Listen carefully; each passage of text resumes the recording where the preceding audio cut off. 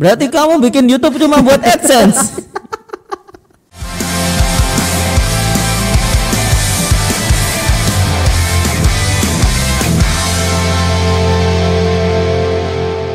Saat itu masuk ke jadi CPNS Ya. penempatan pertama. Iya penempatan. Di mana itu? Penempatan pertama di lapas kelas 1 Surabaya, lapas Porong. Lasatpor. Berarti pasti cakep. Kamu dari awal sudah di Lasatpor ya? Karena dulu nggak ngerti. Uniknya dulu itu angkatan 2013 tuh waktu seleksi bisa milih UPT.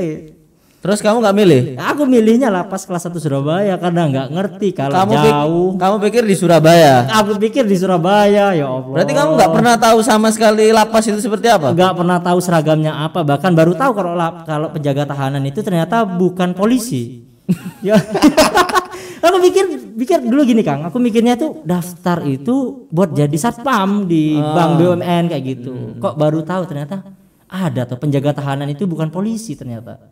Kayak gitu. Dan kamu nggak pernah tahu apa itu penjaga tahanan ya sebelumnya ya? Nggak pernah tahu gajinya juga nggak pernah tahu. Nggak pernah mikir ya? Nggak pernah mikir, bahkan pokoknya motifmu kerja gitu aja. pokoknya kerja tetap. Aku nggak peduli sama pensiun, masa bodoh teing nyah sama. Yang penting makan hari ini ada gitu. Iya penting gitu ada. Kalau kurang ya ayo kita nyari tambahan lain di luar kayak gitu. Oh gitu. Oke. Berarti dulu katanya teman-teman pernah nitip kamu apa itu pas mau masuk orientasi itu? Oh iya. Jadi gini ada hal unik lucu nih. Jadi teman-teman itu yang dari jauh waktu orientasi bawa baju satu sama celana satu karena memang infonya hanya sehari. Di Kanwil. Dilalah kok jadi 3 hari. Itu usut punya usut karena teman-teman banyak yang ngontek kan ya. Coba dong Lil. Wakil Menteri Pak Denny tuh suruh datang ke orientasi dong kayak angkatan 2012 Ke Jatim. ke Kanwil Jatim dulu kan bisa, masa sekarang nggak bisa, ada kamu di sana. Aku tembusi dong ke Pak Denny. Kamu bawa misi itu ya. Pak ini aspirasi teman-teman Pak, ini katanya teman-teman pengen Bapak hadir katanya Pak. Disempetin sama Pak Denny. Dari 1 hari berubah 3 hari. Dari sanalah teman-teman pakai baju yang sama setiap hari. Satu baju untuk 3 hari. Gimana aula itu suasananya aula itu? Katanya ada yang bilang dicuci, terus dicemur malamnya, terus dikipas-kipas, habis itu dipakai lagi. Kacau. Masih ada yang inget tak? Kira-kira ada nggak angkatan 2014 yang inget itu? Ya banyak kayaknya ini. Temanku aja Dwi Wijayanto dari Trenggalek, kalau nggak salah dia bawa baju satu. Kan setelah orientasi itu langsung ini Kang, langsung lapor ke lapas, ke UPT-nya. Jadi nggak langsung dapat libur. Benar-benar susah benar itu. Oke, berarti dari situ ya kamu mulai meniti karir di pemasyarakatan. Ya benar banget. Dan dari awal penempatan kamu udah di Regu Jaga. Dari awal CPNS di P2U. P2U ya, penjaga pintu utama. Jadi teman-teman kalau yang nggak tahu P2U itu penjaga pintu utama itu pintu paling depan dari lapas ya. Ada berapa pintu ya di lapas itu ya? Ada 4 pintu ya. Kalau P2U itu hanya di depan. Jadi untuk P2U itu singkatannya dari pengamanan pintu utama ya teman-teman. Makanya dinamakan petugas P2U, petugas pengamanan pintu utama. Itu di depan ada dua pintu, terus ada lagi di belakang, terus ada lagi. Kalau di lapasku ada 4. Berarti kamu ini pertahanan terakhir ya sebelum napi kabur ya? Bener banget. Karena gini katanya itu. Tapi pertahanan pertama sebelum narkoba masuk. Bener banget. Pekerjaan paling menuntut banyak risiko P2U. Kenapa? Bener-bener P2U itu sebenarnya benar-benar harus orang yang punya integritas lebih, harus punya kemampuan lebih, bahkan dia itu harus punya komunikasi lebih. Seharusnya anak baru jangan di P2U. Kalau menurut aku ya, cuma yang memungkinkan saat itu dengan kondisi pegawai yang sedikit petugasnya, P2U lah yang bisa diisi junior, sehingga 2 senior bisa mendampingi 1 junior ini. Kamu nggak pernah pindah dari P2U? P2U itu sampai diangkat PNS tahun 2016 Januari, baru pindah ngepost menara di atas. 2,5 tahun di pos terus. dan baru balik lagi ke P2U lagi. Menara ya, kamu jaga menara 2,5 tahun. Jaga menara 2,5 tahun. Kan itu di Porong itu kan ada menara yang angker ya. Pernah nggak kamu di menara angker itu? Menara berapa itu ya? Itu menara 7. Jadi teman-teman di lapas Porong itu, di lapas kelas 1 Surabaya ada menara yang angker. Saat itu ya, saat itu ada satu pegawai yang meninggal. Tepatnya itu bunuh diri, mohon maaf. Jadi bunuh diri menembakkan pistol ke kepalanya. Cuma aku nggak tahu tahun berapa, itu udah ada ceritanya. Sehingga semua senior, hampir semua senior nggak mau di pos menara 7. Dan hanya aku aja yang di pos 7. Oh, jadi kamu di menara 7. Dan aku spesialis pos menara 7. Jadi komandanku percaya, dulunya nggak mau komandan itu. Komandan selalu naruh di pos 1, tapi karena satu hal aku pernah minta request dan aku bilang ke komandanku, dan saya suka nonton TV, saya suka nonton ILC, barangkali kalau piket malam saya taruh di pos 7 aja. Kenapa? Karena ada TV-nya. Kalau pos lain nggak ada TV-nya kok. 7 itu di mana? Depan, belakang? Pos 7 nih paling belakang. Kalau dari depan belakang pos 7 ya? paling belakang. Udah gitu banyak ilalang, pohon, dan hampir nggak ada rumah. Jadi lapas Porong ini luas sekali ya. Ada berapa hektar ya? 10 hektar apa ya? 23 hektar. 23. Oke, sorry. 23 hektar itu pagar kelilingnya ya. Pak, itu pagar keliling meliputi dengan rumah dinas yang 23 hektar. Mungkin yang 10 hektar itu yang bangunannya aja. Nah, itu jadi jauh sekali kalau mau ke pos antar pos itu jauh sekali ya. Jauh sekali ya. Jadi memang benar-benar kalau dia di pos itu berarti ya sudah terpencil sekali gitu kan, apalagi di belakang. Di belakangnya nggak ada apa-apa, di sampingnya nggak ada apa-apa. Kalau sekarang ada ya, sekarang ada rutan perempuan. Oh iya. Kelas 2 Surabaya. Bisa nengok belakang ini. Enak banget nengoknya. I love you. Kacau. Kalau dulu aku ngepost terus di sana sampai akhirnya ada yang meninggal lagi, Kang. Jadi di sana ada yang meninggal lagi satu petugas, tapi meninggal karena sakit. Oh, yang pas jaga pagi itu ya? Sakit itu ya? Pas jaga malam. Tas paginya ketahuan kalau beliau meninggal. Kalau nggak salah jaga malam ya, kalau nggak salah itu meninggal. 2018. Iya benar. Itu pas kamu jaga itu? Kalau itu aku sudah itu aku masih di pos juga. Cuman waktu itu nggak di pos itu. Jadi pos 7 tuh udah sekarang meninggal 2. Makanya kalau sekarang banyak angkatan baru itu nggak mau ngepost. Tapi pengalaman spiritualmu di sana gimana? Ada nggak, pernah nggak kamu dapat nomor apa dari sana? Intinya gini, semua itu kembali ke pikiran ya. Kalau kita kerja mikirin hantu ya, yang datang hantu. Aku udah nonton TV, di belakang kan kaca semua nih. Kalau menara kan kaca nih. Langsung aku kasih sarung, aku tempelin, aku tutupin semua. Udah kita nonton TV, kalau pas kontrol kita keluar. Lihat, jangan sampai kita lihat kaca takutnya ada sesuatu. Tapi bener kamu masih terngiang-ngiang ya dengan pesan itu ya? Bener ada atau enggak gitu, atau udahlah nggak ada gitu. Ya karena ada yang biasa ada suara ketok kayak tok gitu di bawah itu. Dan ya selama ini sih aku nggak pernah menghiraukan itu ya, nggak pernah menghiraukan hal itu. Dan kamu nggak pernah melihat langsung gitu? Nggak pernah melihat langsung juga, kayak gitu. Jadi ya tetaplah itu aman lah kayak gitu. Oke. Sor. Ya siap kakak. Aku mau kamu ini kan termasuk yang bandel ya. Bandel dalam arti kamu ini ada kerjaan lain di luar penjaga tahanan, iya kan? Kamu ini nggak loyal sama organisasi ini sebenarnya. Gimana? Kamu cari uang lain ya kan dari jadi PNS ini. Bener nggak sih? Kamu terkenal banget loh di dunia maya ini kayak. Terutama di kalangan CPNS. Gimana? Kamu bisa cerita nggak? Kira-kira gimana awal kamu pegang kamera itu kenapa? Iya kan? Jadi gini, awalnya itu ketika ada seleksi 2017, memang aku masuk ke dalam itu. Maksudnya itu masuk mau memberikan informasi. Terus kok tiba-tiba ketika udah lulus, ada 2 temanku letengku yang kembar itu masuk ke dalam grup. Ke grup mana itu? Grup CPNS yang lulus 2017.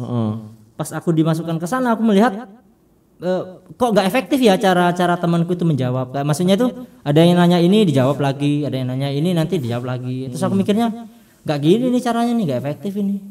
kalau mereka tanya orientasi ya udah aku bikin blogspot waktu itu masih gratis. Terus aku ceritakan nih orientasi itu apa sih kayak gitu, diklat itu apa sih. Nanti kalau ada yang tanya silakan baca ini kayak gitu. Jadi nggak perlu nanya ulang-ulang. Oh jadi kamu udah saat itu pertama kali kamu mengenal dunia itu ya, blog itu, blogger itu ya, kamu jadi blog ya. Anggaplah itu dunia media awal kayak gitu kali. Sebelum kamu terjun ke vlog. Iya benar banget. Jadi itu dimulai dari kamu menulis. Dari menulis, bahkan dari menulis itu pernah kalapasku Pak Rianto. Pak Rianto. Ya mohon maaf Pak Rianto. Sebelumnya Pak Pargiono ya Pak Rianto ya. Benar banget Pak Rianto. Pak Rianto orangnya humble banget ya. Beliau manggil aku ke kantor, terus bilang ngobrol berdua. Katanya kamu suka nulis ya katanya. Iya Pak.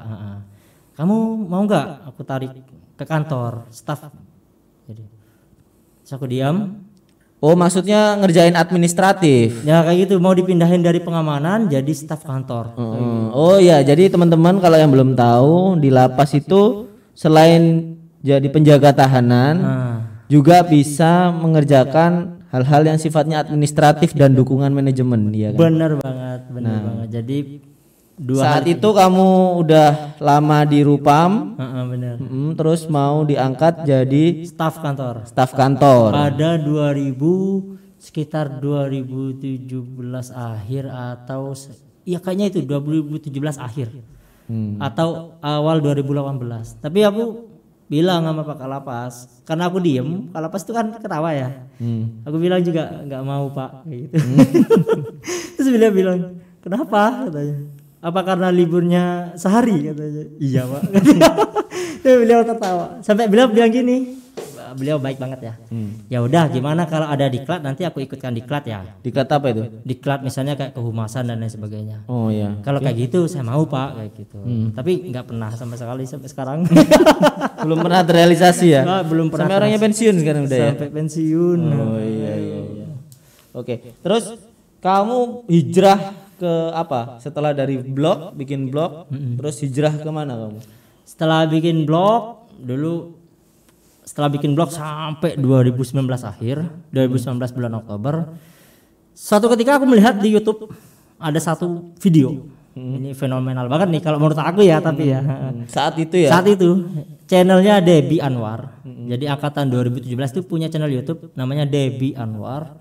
Satu video yang nonton 350.000, Masya Allah itu. Saat itu untuk untuk PNS luar biasa ya. Luar biasa banget itu YouTube dengan segitu penonton dia bahas gaji penjaga tahanan. Dari sana aku mulai kayak terinspirasi bahwa kalau Mbak Debbie bisa bahas gaji, kenapa aku nggak bisa bahas SKD, pengalaman SKD ku. Yang lain-lainnya lah ya pokoknya ya di luar gaji lah ya. Berkaitan dengan CPNS kayak gitu. Karena aku udah berarti emang target awal lu CPNS? Dari awal udah segmennya CPNS nih, karena udah pernah ikut CPNS CAT dulu 2013. Pas pernah ikut Poltekip walaupun gagal. Halo Poltekip. SKD juga udah pernah di Poltekip kayak gitu. Akhir mikirnya harusnya aku masuk ke segmen seleksi aja kayak gitu. Oh. Terus tujuanmu bikin YouTube berarti bukan untuk ngasih informasi dong? Ya itu gini. Kalau motivasi awal memang bikin YouTube itu ya aku jujur aja ya teman-teman, karena demi AdSense kayak gitu. Jadi AdSense itu yang menggerakkan aku untuk bikin YouTube. Berarti kamu bikin YouTube cuma buat AdSense? Tolong dicatat teman-teman ya, nggak ada yang mulia di dunia ini, termasuk Walapsor. Halo AdSense. Bikin YouTube cuma buat AdSense. Halo AdSense. Kalian harus sadar bahwa kalian itu hanya pasar bagi Walapsor. Iya, jadi jujur teman-teman, aku bikin YouTube itu benar-benar tergerak karena AdSense. Jujur aja. Kamu pengen dapat uang dari YouTube? Aku mikirnya gini, kalau kita bisa dapat uang lain yang sumbernya pasif, itu kan dan halal itu pengaruh juga. Nanti pengaruh terhadap mohon maaf, kalau kerja itu kan kadang dimanapun kita kerja selalu ada celah untuk kita entah pungli, entah gratifikasi. Tapi kalau kita bisa mencukupi rezeki kita sendiri, kalau misalnya tempat kerja nggak cukup atau kurang, kita kalau dapat dari hal lain, mungkin integritas kita bisa terjaga dari penghasilan lain itu, sehingga kita nggak mengharapkan pungli, gratifikasi dan lain sebagainya. Oke. Makanya aku bilang teman-teman, Aku udah pernah nyebutin di channel YouTube Kokang bahwa aku nggak mau terima endorse. Aku bilang. Oke. Walaupun ada bimbel yang nawarin endorse, aku nggak mau. Banyak yang nawarin endorse kamu. Banyak banget di Instagram banyak, terus di YouTube juga ada. Kamu nggak buka harga gitu? Nggak pernah buka. Nggak buka harga, terus kadang kalau ada yang endorse aku alihkan ke Happy angkatan 2017, Happy Frisky. Happy Frisky. Oh, Happy. Ingat, di setiap rupiah yang kamu bawa itu ada rekomendasi dari Absor. Walaupun aku nggak tahu juga. Nanti Happy kita undang ya, Happy ya. Halo Happy. Kita mau klarifikasi nih ke Happy. Pernah nggak kamu minta istilahnya terima kasih gitu ke kamu misalnya. Fee-nya mana fee-nya? Kamu ditagih, Happy. Kapan-kapan kamu kesini, Happy. Oke, setelah itu kamu nggak nerima endorse berarti ya ini ya? Nggak nerima endorse karena alasannya gini. Dulu aku ikut tes CPNS Kemenkumham, nggak punya duit, cuma punya duit 100 dan itu belajar mati-matian dan nggak ngeluarin duit apapun. Nggak ada orang dalam, nggak ada orang dalam, bersih, nggak ada orang dalam, nggak ada bawaan. Sekali lagi nggak ada karena dibawa Wakil Menteri Hukum dan HAM, itu nggak benar. Saya nggak kenal sama Pak Denny. Dari mana ceritanya ada orang Surabaya keturunan Madura bisa kenal dengan orang Kalimantan Selatan? Nggak mungkin banget. Apalagi Pak Denny itu kelas stratanya udah beda sama kita. Dia kaya, kamu miskin gitu ya? Nggak mungkin terhubung sama sekali. Terus lagian aku udah daftarnya sejak September, lulusnya 24 Desember 2013 dan baru dipanggil untuk dibantu kerja ke Pak Wakil Menteri Februari dan SK CPNS turun 1 April. Dan itu benar-benar bukan di awal sebelum lulus, tapi setelah lulus beberapa bulan baru diminta perbantuan kerja ke sana kayak gitu. Dan aku juga bilang sama teman-teman, aku nggak nerima endorse itu, biar teman-teman yang nggak punya duit, yang nggak punya dana, nggak usah berkecil hati. Nanti di channel YouTube Allah Besar, aku akan berbagi semampu yang aku bisa. Pokoknya kalian nggak usah ngeluarin duit kalau emang aku bisa berbagi. Kalian cari yang gratisan. Gak harus keluar duit, sebagaimana dulu aku juga bingung karena gak punya duit. Tapi kalau untuk AdSense memang aku akui, karena AdSense itu gak mengambil uang kalian. Aku gak merogoh uang kalian dari kantong, tapi uang AdSense itu adalah uang pihak perusahaan yang mau iklan ditaruh di YouTube. Dan aku ngambil uang perusahaan itu. Dan teman-teman itu hanyalah jembatan ketika nonton iklan. Oke. Subscribermu berapa sekarang? 49.000. 49.000 luar biasa. Thank you. Ini salah satu yang paling banyak ya. Jadi nanti dari 49.000 itu dari Oktober 2019 sampai sekarang Januari 2021. Benar banget. Jadi berapa rupiah yang kamu dapatkan dari AdSense? Kalau upload video pertama kali itu 30 November. Yang waktu featuring sama Lady dan Yurika. Sampai sekarang ternyata gaji AdSense itu kecil. Jangan main YouTube kalau cuma mau cari duit, percayalah. Karena kalau teman-teman bisa nonton di videoku, ada yang ditonton 400.000 kali, ada yang ditonton 100.000 kali. Selama ini sampai detik ini ketika video ini dibikin, baru gajian cuma 3 kali. Yang mana gajian itu kan dihitungnya harus $100 nih. Baru bisa cair otomatis ke ATM, ke rekening. Gajian pertama itu 6.750.000, itu rapel beberapa bulan, 4 sampai 5 bulan. Kemudian gajian lagi 3 bulan 1.880.000. Dan yang terakhir kemarin gajian 1.300.000 berapa gitu. Tambah lama tambah kecil. Tambah kecil. Kena Covid gak ada pembukaan CPNS. Berarti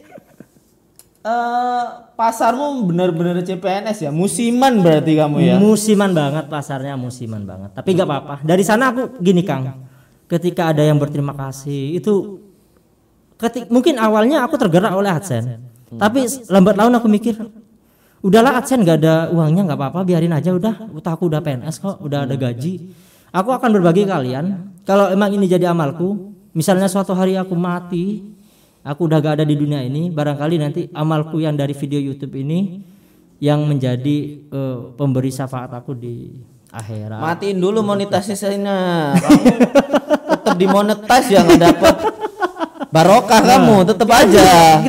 Kita harus ambil uang dari pengusaha itu. Pengusaha yang punya perusahaan itu kita ambil uangnya. Nanti aku Kita bagi ke masyarakat miskin. Nah, kayak gitu. Aku juga miskin. Enggak, kamu katanya punya anu lain ini apa?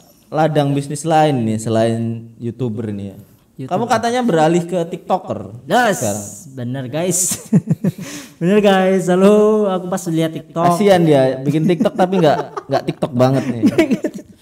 Iya, Kenapa kamu pindah ke TikTok? Bukan pindah sih, mencoba merambah ke TikTok. Kenapa? karena gini. Aku perhatikan ya. TikTok kok kayaknya enteng banget. Bikin video 100.000, 500.000. Kalau di YouTube kan Cepet udah viral. Wah, cepat viral. Kalau di YouTube itu udah nggak mungkin. Orang TikTok main YouTube mati kutu. Nah, kita coba nih, apa bisa aku masuk ke TikTok walaupun bukan konten goyang-goyang. Kayak gitu. Iya kan, nggak mungkin lah dengan wajah abstrak seperti ini. Nggak laku kamu kayaknya. Ini pastinya nggak laku. Aku juga muntah lihat diri. Goyanganmu kurang hot. Goyanganmu kurang hot. Jadi aku mikir gini. Gimana kalau teman-teman yang anak-anak itu yang mungkin masih remaja, selain nonton hiburan, barangkali aku bisa mindahkan video-videoku yang lama dari channel YouTube Olah Besar ke TikTok. Barangkali nanti itu bisa menjadi pemantik semacam inspirasi mereka. Oh, ada toh SMA CPNS. CPNS yang diambil dari ijazah SMA dengan gaji 6 juta kayak gitu. Minimal ya teman-teman. Halo, 6 juta. Ini bukan sombong loh. Belum SHU. Iya. Kalian tahu gak SHU itu apa? Sisa hasil usaha dari koperasi. Jadi kita nggak tahu. Halal setahun tiba-tiba. SHU halal. Bisa 1 juta, bisa 2 juta, bisa 3 juta, 4 juta, 5 juta, 6 juta tergantung. Koperasi kan legal ya kan? Koperasi legal dong. Jadi barangkali nanti teman-teman ada yang tahu, oh ini loh ada CPNS ya, penjaga tahanan Kementerian Hukum dan HAM, ijazahnya SMA, dan ini channelnya di TikTok. Kalau mereka mau tahu yang lebih full, boleh nonton di YouTube, karena di TikTok terbatas. Buat durasinya. pancingan aja ya. Semacam buat teaser kayak gitu mungkin. Nah, kamu kan apa? Segmented banget sebenarnya ya buat vlog ini ya, buat YouTube, buat TikTok, ya kan, Instagrammu bahkan itu kan untuk pelamar-pelamar CPNS gitu kan. Nah, gimana caranya kamu nggak punya pikiran lain untuk bikin channel lain kayak mungkin? Sempat. Kalau bikin channel lain ada, ke depan ini mau bikin channel lain walaupun di luar Kemenkumham. Karena memang mungkin orang kalau udah setiap hari sibuk, kalau pas nggak dikasih kesibukan itu kayak semacam ini kita perlu apa nih ya? Kita perlu kesibukan apa ini kayak gitu. Jadi pengennya masuk ke dunia lain yang benar-benar real hiburan kayak gitu. Walaupun bukan Kemenkumham, ingin mencoba bisa nggak sih kita itu membangun sesuatu nol dari nol yang segmennya mungkin hanya dunia hiburan. Bukan dunia hiburan diskotik ya, maksudnya hiburan untuk menghibur orang lain kayak gitu. Kamu laki-laki penghibur memang ya. Ya Allah. Kembalikanlah dia ke jalan benar. Oke, kalau gitu uangmu dari YouTube itu sebenarnya nggak seberapa ya? Nggak sebanding dengan effortnya. Dengan apa yang kamu keluarkan untuk membuat sebuah video ya? Nggak sebanding banget. Kamu berapa video sih sekarang sudah? Mungkin 40 kali ya. 40 video. Itu tergerak dari teman-teman itu nggak ada yang dikasih uang loh sama sekali. Mereka bikin video itu aku udah bilang ini real, kita mau berbagi ya. Aku bilang ini real, mau berbagi. Kalau kamu mau, ayo tak bikin video. Cuma kalau ada AdSense masuk aku gitu kan. Kalau AdSense masuk aku karena beli kameranya 11 juta dulu. Udah sama ininya mikrofonnya, ini lampunya, ya Allah. Tapi itu benar-benar gak apa-apa teman-teman, gak apa-apa kok. Udah kamu kamera ngredit. Kamera langsung beli cash, mikrofon cash, semuanya cash. Cuma mungkin 10 juta itu sudah jadi apa aja? Wah, lebih Pak. Aku dulu beli kamera dengan kitnya, lensanya itu udah 10 juta di Hartono, karena nggak mau beli online, takutnya nanti dapat rusak dan lain sebagainya. Takut nggak bisa garansi. Mikrofonnya 1 juta lebih, tripodnya, ada lampu lightingnya yang dipakai ini ya, kayak gitu. Terus banyak lagi lah hal lain. Makanya ketika bikin video itu benar-benar effortnya lebih. Teman-teman bisa bandingin dengan channel lain. Aku nggak mau sombong. Untuk Kemenkumham aja, coba cari yang paling banyak wajah bintang tamunya, cuma channel Wal Absor. Kalau bandingin sama channelnya Kemenkumham Jatim. Ini kalau melihat dengan setup studio yang seperti ini, dan seperti ini, yang udah profesional banget. Ini makanya teman-teman kalau nanti pengen tahu banyak hal bisa subscribe channel Kementerian Hukum dan HAM Jawa Timur. Ini keren nih. Ini kayaknya nanti aku kegusur nih kayaknya. Ini nggak endorse ya, nggak bayarin dia, sukarela itu. Oke, Absor.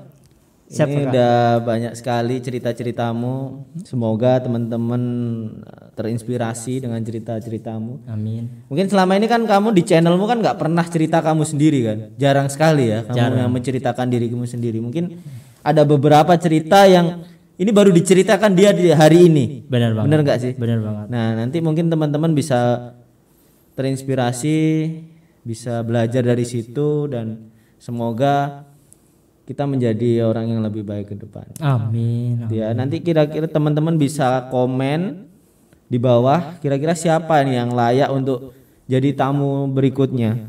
Benar banget. Selain Wal Absor karena mungkin orang udah bosen sama dia.